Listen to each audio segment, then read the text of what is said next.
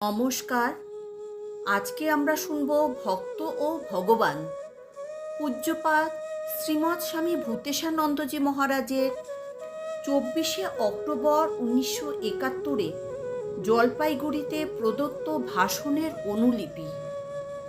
ভক্ত ও ভগবান। ভক্তি শাস্ত্রে আছে একমাত্র ভক্তির দ্বারাই ভগবান লাভ করা যায়। শ্রদ্ধা থেকে আসে ভক্তি, ভগবান ভক্তিতে বাঁধা। ভক্তিশাস্ত্র শুধু আমাদের ভারতবর্ষেই আছে, অন্য দেশে এ জিনিস বিরল। ঈশ্বরের শাসনে সূর্য, চন্দ্র, তারা, পৃথিবী যে যার কাজ করে চলেছে। তিনি আমাদের বাইরের নন, তিনি আমাদের অন্তরের অন্তঃস্থলে থেকে আমাদের শাসন করেন। আমরা ভালো আচরণ, ভালো চিন্তা এবং তপস্যার দ্বারা অন্তরকে যত পবিত্র এবং শুদ্ধ করতে পারব, ততই তাঁকে হৃদয় উপলব্ধি করতে পারব। তিনি আমাদের শাসন করেন বটে, কিন্তু তার ক্ষমারও অন্ত নেই। অসীম অনন্ত তার ক্ষমা। তিনি শুধু যোগ্য পাত্রকেই ক্ষমা করেন তা নয়, সকলকে ক্ষমা করেন। তাঁর কাছে আপন পর নেই। অহেতুক কৃপাসিন্ধু তিনি। তবে তার কৃপা অনুভব করতে হলে নিজের মনকে অন্তর্মুখ করতে হবে, বিষয় বিমুখ করতে হবে। ভক্তি শাস্ত্রে আছে আমরা ভগবানকে নানাভাবে আস্বাদন করি।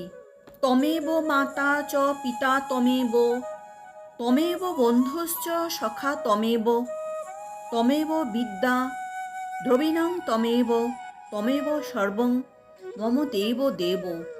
এ বিষয়ে আমাদের মনকে টেনে রাখে, তার ভিতরেও তিনি আছেন। আমরা নিজেরা এটা বুঝতে পারি না, ফলে আমরা বিষয়ের মধ্যে নিজেকে জড়িয়ে ফেলে তাকে ভুলে যাই। আমরা যাকে মহাপাপী বলি, তার ভিতরেও তিনি আছেন। ভালো মন্দ, সৎ অসৎ প্রত্যেকের মধ্যে তিনি আছেন। এটা যদি আমাদের উপলব্ধি হয়, তাহলে আমাদের আর কাউকে ঘৃণা করবার অধিকার নেই। চোর যে চুরি করে, তাতেই সে আনন্দ পায়। প্রত্যেকেই চেষ্টা করছে আনন্দ লাভ করবার জন্য, কিন্তু সে জানে না আনন্দ তার নিজের ভিতরেই আছে। তাই সে বাইরের আনন্দ পাওয়ার জন্য এত ছোটাছুটি করে। হরিণ কস্তুরীর সুমধুর গন্ধে চতুর্দিকে ছুটে বেড়ায়, অথচ জানে না যে তার নিজেরই নাভি থেকে গন্ধ বেরোচ্ছে।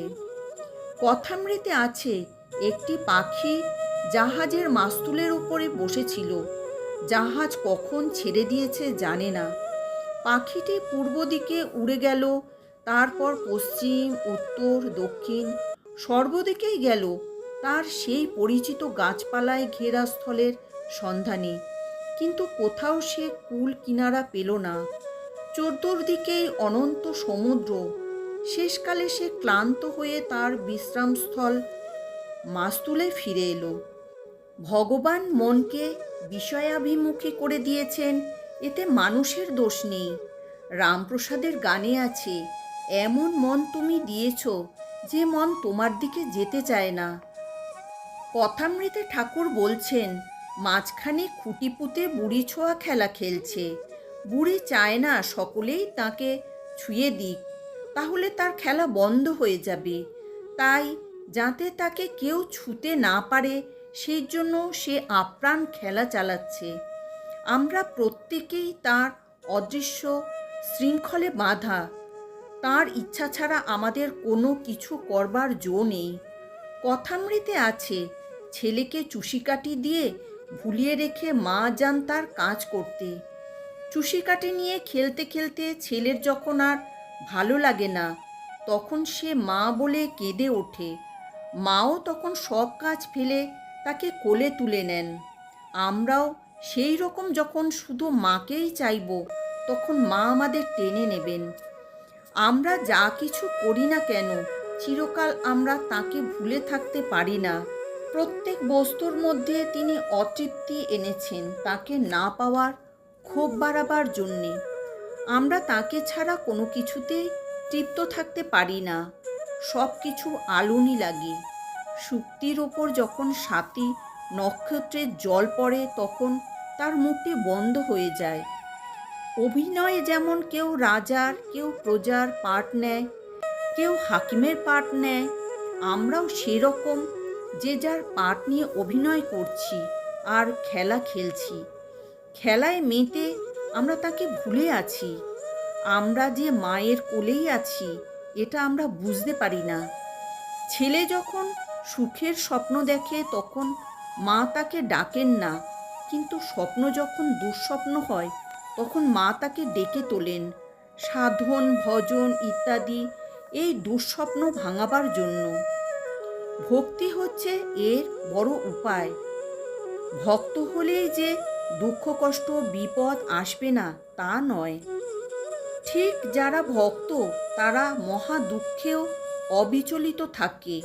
দুঃখ কষ্ট তাঁরই দান বলে অনুভব করা, চরম বিপদের মধ্যে যে কোনো রকম যন্ত্রণার মধ্যে তাকে আস্বাদন করা, এটি হচ্ছে ভক্তির পরাকাষ্ঠা। দুঃখ কষ্ট বিপদ তাঁরই দান বলে তাতে অবিচলিত থাকতে হবে।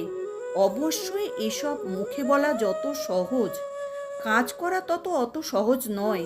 তবে তাকে ধরে থাকলে এও সম্ভব হয়। আমাদের একটি ভক্ত পরিবার আছেন। তার একটিমাত্র পুত্র, ছেলেটিও ভক্ত, কলেজে পড়ছিল।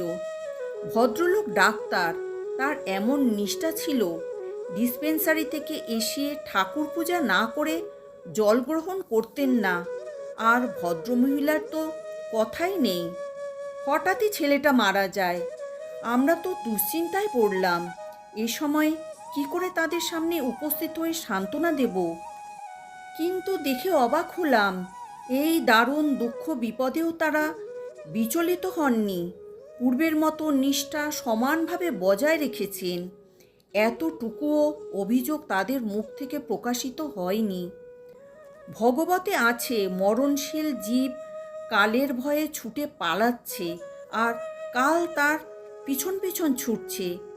জীব ভাবছে কোথায় গেলে সে বাঁচবে। শুনেছিল দেবতারা স্বর্গে গিয়ে অমর হয়, গিয়ে দেখলো সেখানেও মৃত্যু ভয়। এইভাবে ছুটতে ছুটতে হঠাৎ একদিন দেখলো যে সে ভগবানের পাদপদ্মে পড়ে আছে। এই ত্রিভুবন জুড়ে কোথাও আশ্রয় নেই, একমাত্র আশ্রয় হচ্ছে ঈশ্বরের শ্রী পাদপদ্ম। হে জীব, তাকে কোনো ক্রমেই ভুলে যেও না। এক হাতে সংসার করো আর এক হাতে তাকে ধরে রাখো।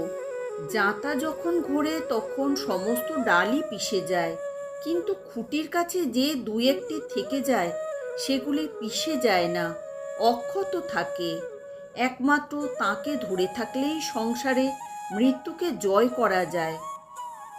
যেমন বাড়ি বিন্দু সমুদ্রে পড়লে সব একাকার হয়ে যায়, বিন্দু সিন্ধুই হয়ে যায়।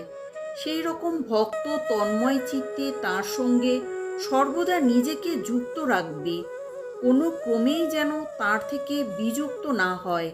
এইটি ভক্তির পরাকাষ্ঠা। তাকে নিয়ে সাধন যেন সমগ্র জীবন জুড়ে হয়। এ জিনিস একদিনে হবে না, অভ্যাস এবং ঐকান্তিক চেষ্টা চালিয়ে যেতে হবে। ভগবান অর্জুনকে বলছেন, হে অর্জুন, কল্যাণকারী ব্যক্তির কখনো দুর্গতি হয় না। সবসময় লক্ষ্য রাখতে হবে আমরা যেন নিজের সঙ্গে প্রবঞ্চনা না করি। অকপট প্রয়াস এবং সরল অন্তঃকরণ দ্বারা তাকে লাভ করা যায়। ভগবানের কাছে প্রার্থনা করি তিনিই যেন একমাত্র আমাদের উদ্দেশ্য হন। জয় ঠাকুর, জয় মা, জয় স্বামীজি।